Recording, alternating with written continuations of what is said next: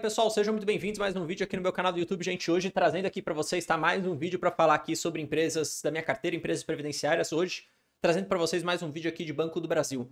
Por que eu quero trazer esse vídeo? Os analistas aqui da Genial tiveram uma conversa, né, com relações com investidores com o Banco do Brasil. Eles tiveram aí uma reunião mais entre investidores junto com a empresa. E a gente tem aqui mais informações do que a gente pode esperar de Banco do Brasil para o próximo resultado, para o próximo ano também, tá? Acho que o spoiler aqui é que, na minha concepção, na minha opinião, eu vou provar isso aqui para vocês com também alguns dados ao longo aqui do vídeo, considero o Banco do Brasil ainda muito atrativo, muito barato, e a empresa talvez mais óbvia para você aportar nesse momento, tá? Pelo menos entre aí os top 3 empresas mais óbvias para aportar. Então deixa seu like, se inscreva aqui no canal.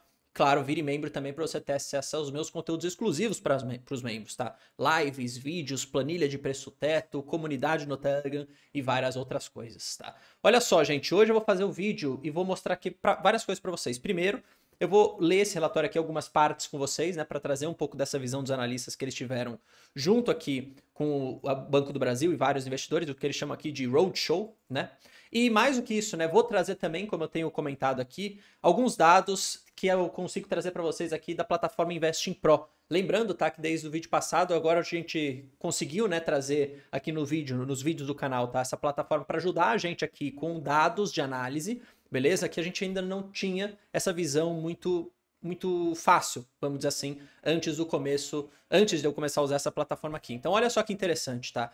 Aqui eu já mostrei no vídeo passado, mas continuo mostrando. Eu coloquei aqui as empresas que eu tenho, e aí que ele me traz várias informações, tá bom, do Banco do Brasil. Projeções dos analistas, projeção do próprio Investing Pro, eu coloco aqui meu próprio preço teto, eu consigo entender se a empresa está classificada pelos analistas como uma empresa atrativa ou não, se é uma empresa classificada como boa, como ruim, como ótima, assim por diante, tá? Então eu vou usar isso daqui ao longo desse vídeo para vocês. Se você quiser testar a plataforma Investing Pro, tem o link aqui na descrição, tá? E também no comentário fixado aqui. Você pode usar inclusive meu cupom para você ter descontos extra, caso você queira testar aqui, tá? Além disso, saiba bem, né, que Banco do Brasil é a maior posição aqui da minha carteira. Vocês também conseguem ver minha carteira de forma pública usando aqui o link do Investidor 10, tá? E quase 2.000 ações. Então, vamos que vamos. Vamos entender um pouco desse momento do Banco do Brasil em termos de valuation, em termos de dados, em termos de informações, para depois a gente tomar uma decisão aqui para você conseguir ficar mais racional. Sempre falo isso, tá? Então, olha só. Eles tiveram aqui esse encontro, né? Eles escreveram esse relatório e alguns pontos de interesse dos investidores aqui que eles acharam interessante colocar aqui. E eu quero explorar especialmente essa parte aqui do crédito rural que a gente já vai falar.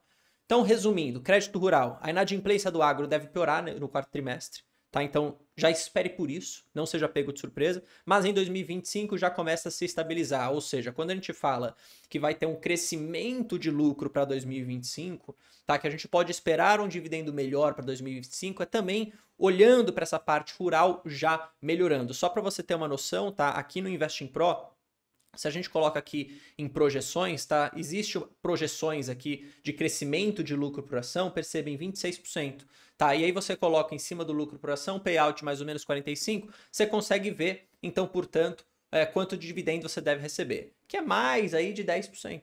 Tá? Que foi o que a gente tem comentado aqui. Mais ou menos essa é a projeção dos analistas. Eu tenho uma projeção um pouquinho mais otimista, na casa aí dos 12%, mas se eu colocar nessa projeção de lucro por ação aqui, tá? Você colocar os 45% de payout, tá? Você vai ter aí mais ou menos uns 10% para mais de yield aqui para Banco do Brasil, tá bom? Então isso é interessante, de novo, esse dado aqui, projeção dos analistas aqui no Investing Pro. Ajuda a gente a tomar a decisão, claro que eu sempre tenho meus cálculos também, você também deveria ter o seu, mas quanto mais informação, melhor. Tá, então, desculpa, abri aqui a música que eu tava escutando.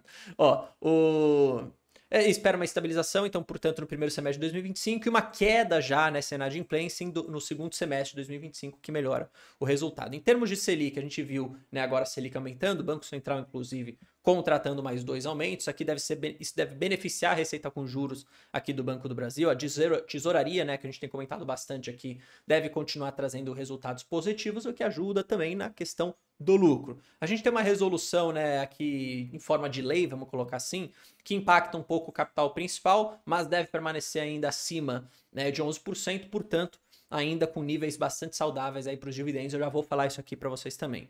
Custo de crédito deve crescer em linha com o crédito de 2025, tá? O crédito deve expandir acima da média do sistema em 2025, especialmente pela questão rural, que, de novo, já espera uma estabilização na questão da inadimplência. Na parte PF também. Parte PJ vai crescer um pouco menos. Olha só que interessante. 10 ou mais para o Banco do Brasil de expansão de crédito, tá? Para o ano que vem, de acordo aqui com os analistas da Genial.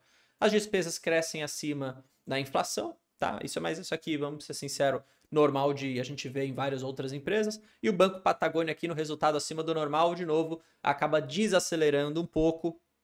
E aí não tem aquele impacto tanto como tivemos em alguns outros resultados, especialmente vindo do Banco Patagônia, tá? Que foi uma questão bem momentânea daquele momento, a gente comentou em vários outros vídeos. Resumindo o que os analistas falam, valuation atrativo, a gente já vai olhar aqui também, olha só que interessante, tá? Quando eles falam valuation atrativo com múltiplos, tá? Que limitam downside, ou seja, limitam a perda, negociar abaixo do valor do patrimônio e com um PL, né? Aqui um PI, tanto faz, né? Price Earnings ou preço-lucro, é só Price Earnings aí em inglês, de 3,39, gente, abaixo de 3,5 para 2025. Realmente é muito, muito atrativo, tá? E olha só que interessante. Aqui no Investing Pro, o que eu coloquei para vocês, pra gente dar uma olhada, tá? Eu fiz esse gráfico aqui comparando o Banco do Brasil com Itaú, Bradesco e Santander, tá? E aí eu coloquei aqui uma relação PL, tá? Com o crescimento dos dividendos nos últimos 5 anos.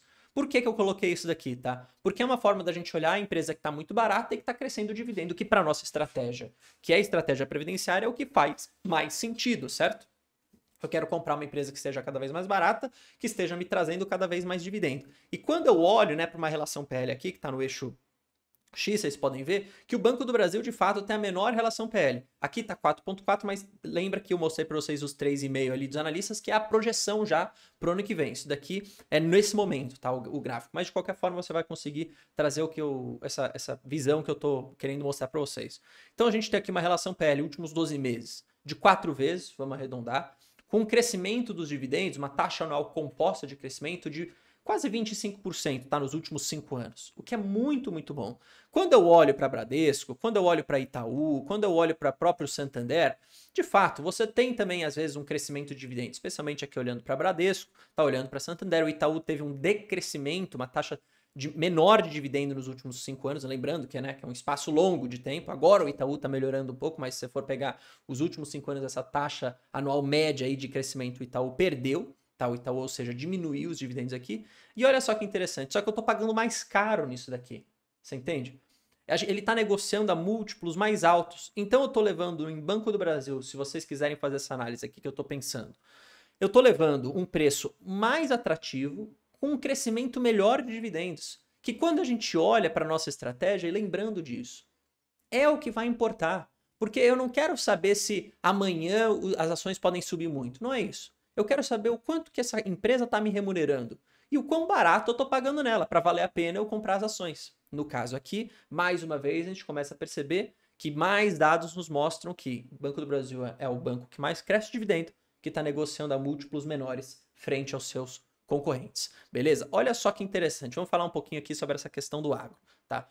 Por conta da recente deterioração da inadimplência do agronegócio, os investidores mostram preocupação com a dinâmica para os próximos resultados. Foi isso que fez Banco do Brasil cair bastante, tá? Segundo o banco, o problema da inadimplência está relacionado principalmente com crédito dificultoso de liquidez dos grandes produtores de soja do centro-oeste brasileiro. Dos 65 basis points de aumento tri-a-tri do índice de inadimplência no último trimestre, cerca de 80% do aumento estava relacionado com essa dinâmica. Por quê, gente? Olha aqui, ó. Olha o preço da soja, tá? Claro que o preço da soja, e aí você vê o preço da soja aqui nessa linha azul, quanto mais o preço da soja vai subindo, maior o apetite ao risco, certo? Para o crédito. Quando esse preço da soja está caindo, menor o apetite a risco. Então, se pega menos crédito e a inadimplência aumenta à medida que o preço da soja vai caindo. É normal, isso daqui é uma questão cíclica da parte agro, tá? E isso daqui meio que não é para ser uma surpresa para ninguém. Claro que quando melhorar, ou seja, quando o preço da soja estabilizar ou voltar a subir, a gente vai ter uma inadimplência menor e com essa inadimplência melhor a gente vai começar a ver de novo contratação de crédito, tá? Então é normal que nesse cenário que a gente está vendo agora, né, de queda no preço da soja, só você ver isso daqui, é claro que o crédito rural vai diminuir e é claro, né, que a gente também vai ter aí um aumento de inadimplência. É normal. Tá, e aí aqui, ó, você consegue perceber, tá? A inadimplência no agro, essas bolinhas aqui, e o preço da soja. Então, o preço da soja começa a cair, a inadimplência começa a aumentar, o crescimento de concessão de crédito começa a cair. Beleza? É normal, essa aqui é a dinâmica, portanto, tá? Você já deve esperar isso, mas saiba que, por ser questão cíclica e de acordo com os analistas e também com os analistas agro, isso já tem um ponto de virada em 2025, então não há nada, na minha opinião, do que você se preocupar, beleza? O que eu quero também trazer para vocês nessa parte aqui do capital, tá? Olha só o que eles falam. Estimamos um crescimento do lucro para o próximo ano com ROI próximo a 20%, que deve manter o capital do Banco do Brasil saudável e bem posicionado para atender às exigências da nova resolução. Projetamos que o índice de capital não deve cair abaixo de 11%, considerando o limite regulatório do mínimo de 8%, ou seja, está bem tranquilo, beleza? Além disso, a política de payout, prevista para se manter em torno de 45%, deverá ser confirmada junto à divulgação do resultado do quarto TRI, que é no começo do ano que vem. Então, nós não vamos ter aumento de payout, muito provavelmente, não teremos, tá? Não é um payout ruim, pelo contrário, é bom os 45 aqui, mas você percebe que ainda, tá? Ainda poderia haver um pequeno aumento de payout se necessário. Mas, de novo, acho que dado o cenário, ficar em 45 não é nada ruim, muito pelo contrário. Como eu falei para vocês, tá? É sempre importante a gente olhar para a nossa composição da carteira. Então aqui no Investidor 10 a gente vê, eu tenho uma posição de mais de 25% em Banco do Brasil, mas como a gente está tendo essa pressão de queda, tá, nas ações, mesmo eu comprando mais, fica aí na casa dos 25% ainda.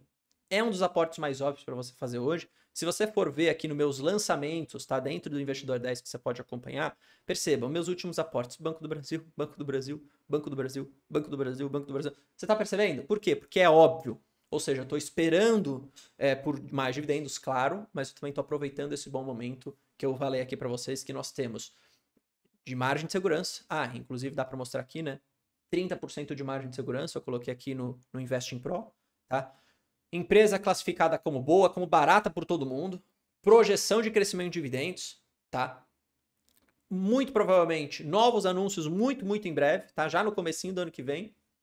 Então é isso, ficar sem comprar ou ficar fazendo aporte que não faz sentido, deixando o Banco do Brasil de lado, na minha opinião, seria um desserviço para a carteira previdenciária. Beleza? Tamo junto, espero que vocês tenham gostado. Um forte abraço, valeu, falou, fui.